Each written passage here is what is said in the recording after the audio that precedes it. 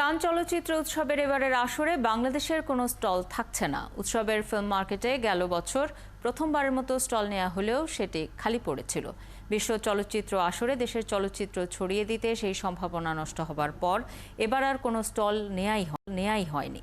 তবে তথ্য প্রতিমন্ত্রী বলছেন, কানে বাংলাদেশের টার্গেট 2025 সাল। পার্থ সঞ্জয়ের প্রতিবেদন।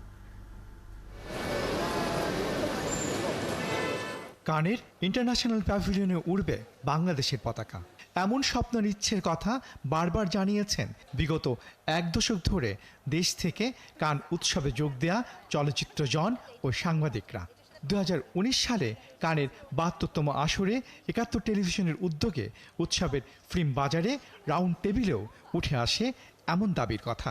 সব জায়গায় আমাদের যেতে হবে এবং আমাদের বলতে হবে জোর গলায় যে বাংলাদেশের ছবি হয়। কোভিড পেরিয়ে 2021 সালে উৎসবের 74তম আসরে ইতিহাস লেখে বাংলাদেশ।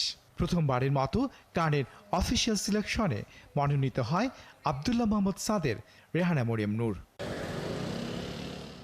পরের বছর উৎসবের 75তম আসরে ভারতীয় প্যাভিলিয়নে বঙ্গবন্ধু বায়োপিকের টিজার প্রকাশের আয়োজনে যোগ দেন তখনকার তথ্যমন্ত্রী হাসান মাহমুদ। পরে 71কে তিনি নিশ্চিত করেন 76তম আসরে ফিল্ম মার্কেটে বুথ বা স্টল নেবে বাংলাদেশ। আমরা পরিকল্পনা করছি আগামী বছর আমরা বাংলাদেশের একটা স্টল আমরা এখানে দিব। কথা মতো 76তম আসরে স্টল নেয় বাংলাদেশ, কিন্তু কোনো প্রতিনিধি পাঠাতে না পারায় তা খালি থেকে যায়। বাজারে বাংলাদেশের বুথটি একদমই ফাঁকা। আর এবছর সে উদ্যোগই নেওয়া হয়নি।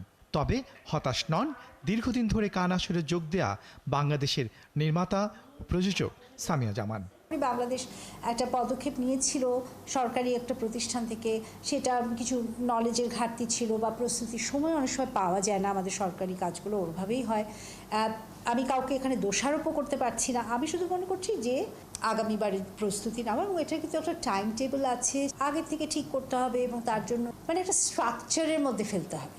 এটা একটা বিশ্ব চলচ্চিত্রের সঙ্গে সংযুক্ত থাকার এবং হবার একটা দারুণ একটা জায়গা। তথ্য প্রতিমন্ত্রী মোহাম্মদ আলী আরাফাত বলছেন, সরকার বিশ্ব আসরে বাংলাদেশের চলচ্চিত্রকে নিয়ে যেতে কাজ করছে। এবছর না হলেও আগামী বছরের কান আসরে অংশ নেবে বাংলাদেশ।